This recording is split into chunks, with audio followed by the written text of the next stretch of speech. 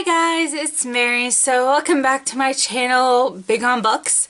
So today it is July. However, I am going to be doing the mid-year book freakout tag, which is basically just saying what I've read these past few months and what I've been most and what I've loved the most, what I haven't really loved the most, and what I'm looking forward to reading this year.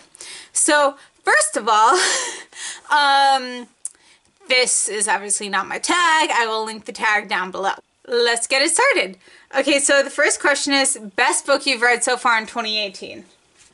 Okay, so guys, I technically finished this book. If you want to be technical about it, it was a week because it was a Saturday to a Saturday. But I only read it like 3 days. I only read it like a Saturday, a Sunday, and a Saturday. So if you really want to be technical about it, be it a week, but it was really only 3 days. I had this sitting on my shelf for 2 years. No, actually more than 2 years, because the second book was actually just about to come out. So it's been a long time. And really the only reason I bought it was because it was a signed copy. The plot was madly interesting.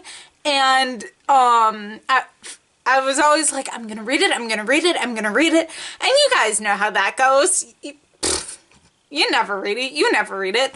And that is why some of these books have been on my bookshelf for how many years? So, when they announced a few months back they were making a movie about it, I was just like, okay, well, I'm going to obviously have to read this book. And then another film company not film, but Netflix picked it up. And so when they released the trailer, I was so excited. When I saw the trailer, I was just like, I've got to read this book. So obviously now you know that the book is To All the Boys I've Loved Before by Jenny Han. I have read her The Summer I Turned Pretty series, and I really loved it. I was probably about like 30 something pages away until I realized, crap, I don't have that much of the book left. I really just need to finish. I really need to get the next book. So thankfully I was going out that night, so I got the book. I actually got the rest of the series. I got the other 2 books. So I'm partway through the second book right now, and I'm so excited. But this one is like such a cute read. Like, you're like wanting to read it all in one day, or like bits and pieces. It's just this really swoon-worthy read that like probably makes the top 10 of my romance books. Because it's just so cute and fuzzy, and you know, you have that kind of like little love triangle, which I kind of like really love. But like at the end of the day, it's all about, you know, family, how much you love your family and wouldn't want to hurt them in any way. But if you don't know what this book is about, Lara Jean Song, or Lara Jean Covey, writes letters to the previous boys she's loved before, hence To All the Boys I've Loved Before, and there have been 5 letters sent, or 5 letters written. She has a crush on, or she had a crush / has on the boy next door, who also happens to be her older sister's boyfriend, which, you know, comes back with the family part. Her letters are mysteriously sent out, and she does not find that until one of her ex kind of friends / one of the boys she has written a letter to tells her, hey, this letter was sent out to me, this hasn't happened to me, like, and then suddenly she finds out all the letters are sent, and it's just her trying to be like, no, like, boy next door, I don't like you. I'm actually dating somebody. So fake relationship, but really, really cute book. The second question is best sequel you've read in 2018, which has to be, for me, Unravel Me. I haven't read a lot of sequels this year, but for me, it has to be Unravel Me. Unravel Me picks up where Shatter Me leaves off. And I find Unravel Me just kind of an interesting perspective on these characters now. We obviously still see Juliet, but we see more Adam, we see more Kenji, we see more character development from her point of view. We see kind of this, we see more Powers, who has like special abilities, and then there's obviously the villain Warner, who you know, is on the other side, who wants to get Juliet for his own kind of weapon, and his side to me is the most interesting. I really do love him. I really do love Juliet. I really do love Kenji, so just to see her her dynamic with everybody is just amazing, except for Adam, kind of. I don't really like Adam, but her dynamic is just amazing with everybody, especially Warner. If you have read Shatter Me, have not necessarily loved it, or want to give the series a second chance, I would definitely read Unravel Me. That definitely helps like boost the rating up on this series, because there ain't no way I'm not reading books 3 and 4. I've already read the ebooks. So the next question is new release you haven't read yet but you want to, and I feel so bad because like I have like loved this series, and it is A Court of Frost and Starlight by Sarah J Maas, from the A Court of Thorns and Roses series, and I love this series. It's actually I actually don't like Throne of Glass. If you've seen my channel, you know that. But this is one of the series I binge read, and I felt really bad about it because I haven't been buying books on my Kindle because I have no money. So, well, no money I want to spend on Amazon right now. Because there are more important things coming up in my life that I want to spend money on. But, so I haven't gotten to it yet, but I've heard really great things about it. I really want to read it, and I really just want to keep up with this series, because there are series that I have not kept up with that I will be telling you later, but I haven't kept up on them, and I feel really bad. Okay, so question 4 is most anticipated release for the second half of the year. And this it could be 2 books. It could be one, Escaping Houdini by Kerri Maniscalco, who is the author of the Jack the Ripper series, and Escaping Houdini is the 3rd book. I have not read the 2nd book, but again, I've heard great things about it. I really can't wait to read both Escaping Houdini, Hunting Prince Dracula. I've met her. I love her. Stalking Jack the Ripper is a wonderful book that I definitely would recommend. The 2nd book, it could be, because there are 2, is Catwoman's Soul Stealer by Sarah J Maas. And this is book 3 of the DC Icons series. DC Icons is a DC YA imprint. It is basically young adult authors taking their books and taking DC characters and writing books about them. You may have heard of Wonder Woman Warbringer by Leigh Bardugo. That is the 1st book. I read or listened to that book. I did it by audiobook. And I wasn't sold on that book, and I haven't yet read Batman Nightwalker by Marie Lu, which I'm like a little bit scared to because I haven't really liked any of Marie Lu's books. However, I'm excited to read that book. And I love Catwoman. I think Catwoman is great. So I can't wait to see where Sarah J. Maas takes Catwoman. There are also a few, if you follow DC imprints or follow some of these authors, you know that more are coming out. And a lot of them are going to be graphic novels too. So next year, a lot of them are going to be graphic novels. The one I'm most excited about for next year is probably Danielle Page's Mara story. You know, the Queen of the Sea, who is Aquaman's wife. So that's really exciting for me. The next book is your biggest disappointment so far this year, and I would definitely have to say Wonder. And if you've read my or seen my review online, you would know why.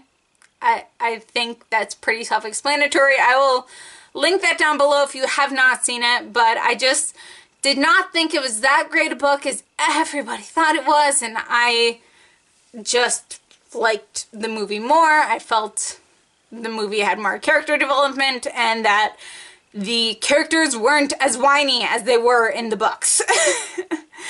The next book is the biggest surprise of 2018 so far, which is One of Us is Lying by Karen McManus.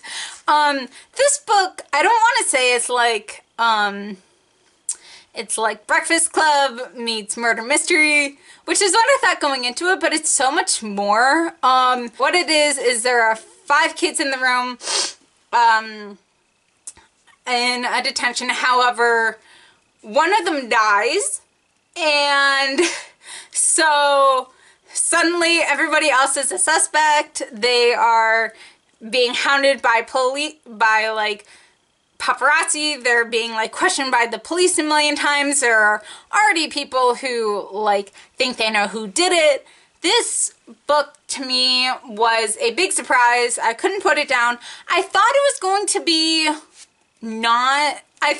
to be Breakfast Club meets Murder Mystery, which in a way it kind of is, but in a way it's so much different than that because the characters don't only spend one day together. They may be like the stereotypical brainiac, athlete, the stereotypical kind of people that Breakfast Club kind of shows you. However, there is so much more to these characters than kind of meets the eye, and you kind of delve deep into that when you read each person's perspective, like what's going on, and it's just kind of interesting to see what their stories were, and I was very surprised how much I did like it, and I wish there was a sequel.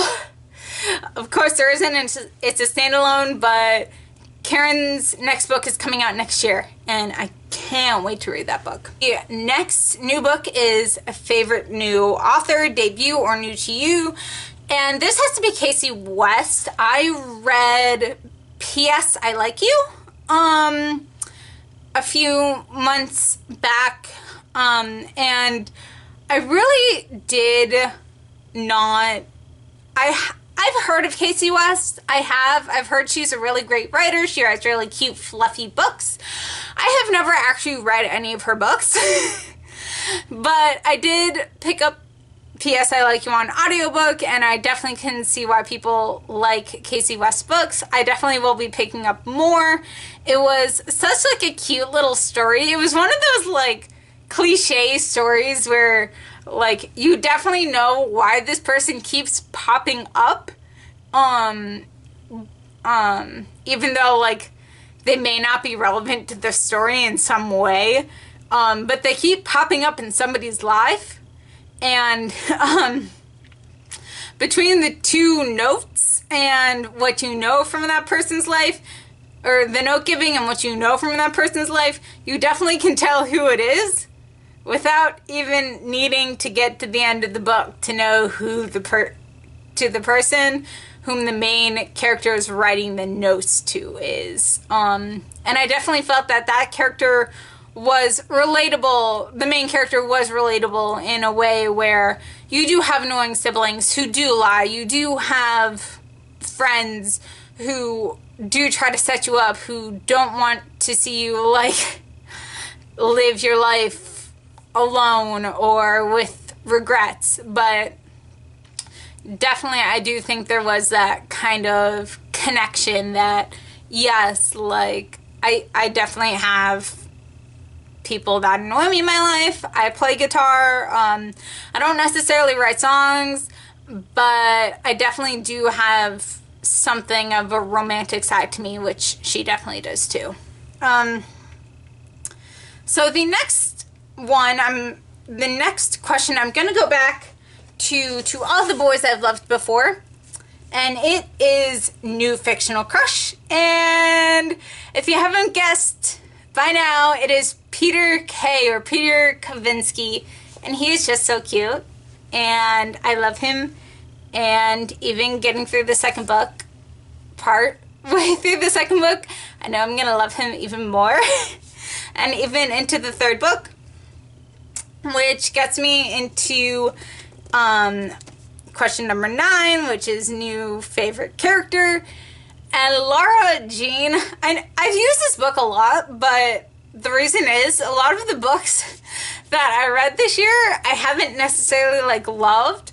Like, I could say The Cuckoo's Calling by Robert Galbraith / J.K. Rowling, because it is by J.K. It's just like under a pseudonym. I could say that. I could say Robin or Cormoran is my new favorite character. However, I would be lying, because as much as I would like to say I had loved that book, it was a meh book for me. So, and I feel like Lara Jean is just a more kind of relatable character. And because we've all had those crushes, we've all had those kind of romances or romanticized things we wish had happened. And I do think she is a character that is strong and can be a little bit of annoying sometimes, but at the same time she definitely is a character that you kind of want to love and hate and slap at the same time. But she's just such a relatable character that I feel that is why you want to love and hate and slap her at the same time, because she can make you mad, she can make you happy, and she can make you gush. Or Peter Kay can make you gush with all the cute things they say to each other.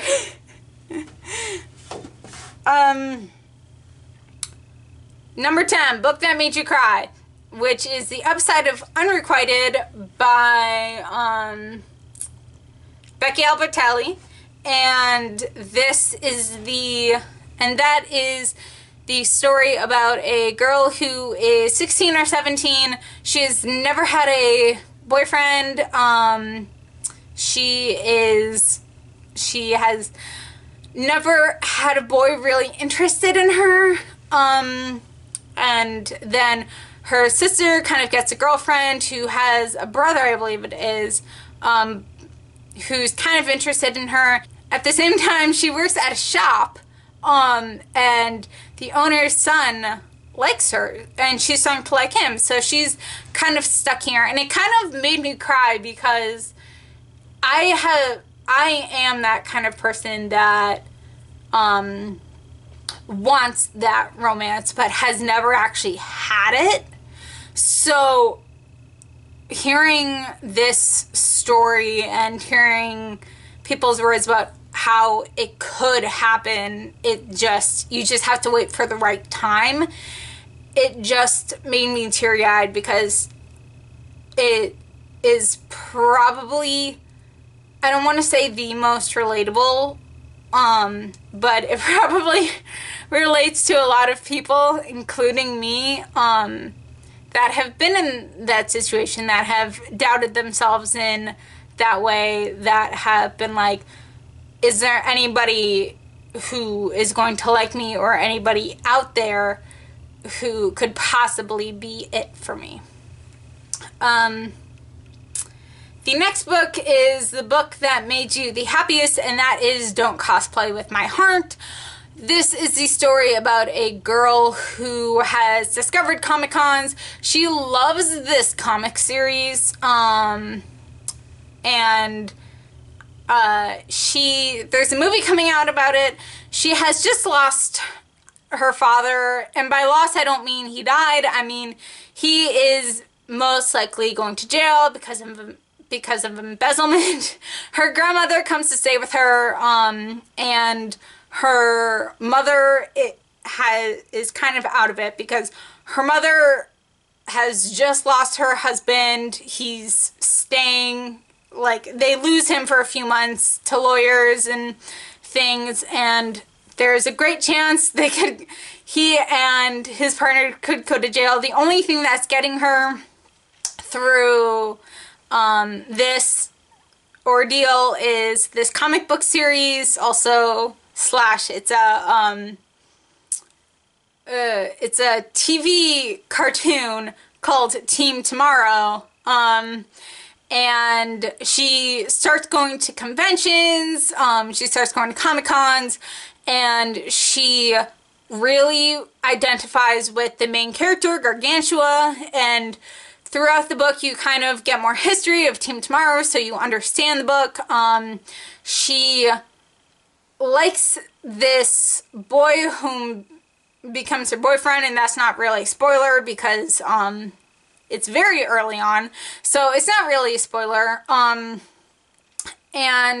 But he starts acting strange, and she and her friend are kind of disconnected for a while, and they just aren't, they're in kind of a rough patch, and all the while here's this guy that keeps popping up in the book, and he likes the same things she does. He loves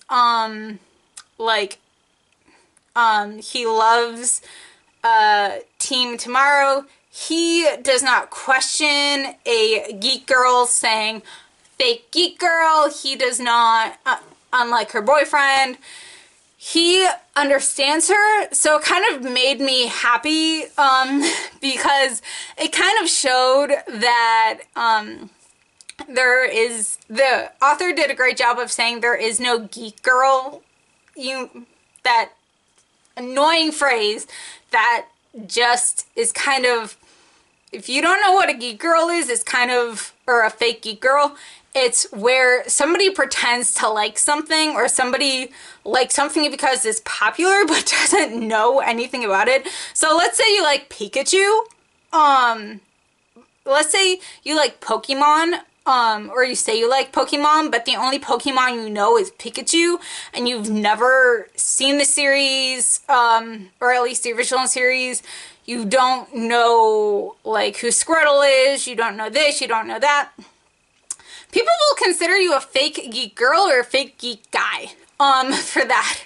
So I really liked the way the author explained there's no such thing as a fake geek girl, geek guy. People are into whatever they're into. You don't necessarily have to be like a super fan. You don't necessarily have to know every teeny tiny detail about something to like something, which is something a lot of people don't understand. So it kind of made me happy in that way, and it also kind of explained fandom and cosplay a little more, because the girl loves, wants to cosplay as Gargantua. She slowly starts getting into cosplaying and finding, how to cosplay, interesting things, interesting ways to cosplay, things like that. And it kind of just made it feel like, the author was explaining cosplaying fandom and things that, in a way that a lot of people probably wouldn't understand, that they might think is geeky, that they might think is weird, like why are all these people dressing up or going to this convention? Well, here's the reason why. Let me just give you this book that I don't have, that I got from the library. Let me just pick up this book, or have you read this book and explain to you why going to these things makes me happy. Why going to these things is what brings me joy 2 to 3 times a year. Please read this book. So the next question is, favorite book to film adaptation you saw this year? And really the only one that I can think of besides 13 Reasons Why Season 2, because I don't watch 13 Reasons Why, is Love, Simon, and I also have a review for that, which I'll link down below. But I really loved Love, Simon. It was just, they did the movie in such a way that stayed true to the book while being as though you didn't have to read the book to get these little, to understand the story like some books do, or like some films do, adaptations do. It just had Easter eggs. Like, the only thing that really made it better if you read the book was a little bit of Easter eggs in there. But other than that, I think it was a great adaptation. I loved the movie. We'll see how To All the Boys I've Loved Before happens next month. Favorite review you've written this year is question number 13. That would have to be Wonder. Again, I'll link that down below. Biggest disappointment of the year. Really didn't necessarily love that book. And if you watch my video, you'll see why. Question 14. Most beautiful book you've bought this year or received? Librarian of Auschwitz. Based kind of off a true story about this girl who books are banned in Auschwitz. It's held obviously during World War II, and this girl tries to get as many books as she can into a library. So I really enjoyed. I haven't read this, based on the true story of Auschwitz prisoner Dita Cross. So yes, Cross. So we have that. But this is just such a pretty cover, and I really have heard great things about it, and I just really want to read this. And then the last question is, what books do you need to read before the end of the year? I have 2. I need to read The Trials of Apollo, because I have not caught up on this series yet. I'm like 3 books behind Rick Riordan's books. I have not read this one. Well, I'm partway through this one. I have not read the 3rd Magnus Chase, and I have not read the newest one of this, obviously, because I'm still on book 2. And I'm talking really fast because my camera's going to run out of battery. And Lord of Shadows by Cassandra Clare, which is the 2nd book in the Dark Artifices series. And I need to read that because Queen of Air and Shadows, Air and Darkness, Shadows and Darkness, Queen of something is coming out in November, so I really need to read that. And the first book was so good, but I've heard this book will tear my heart out, so I can't wait to read that. And that is my mid-year book freakout tag. I will see you guys later with another video. Bye!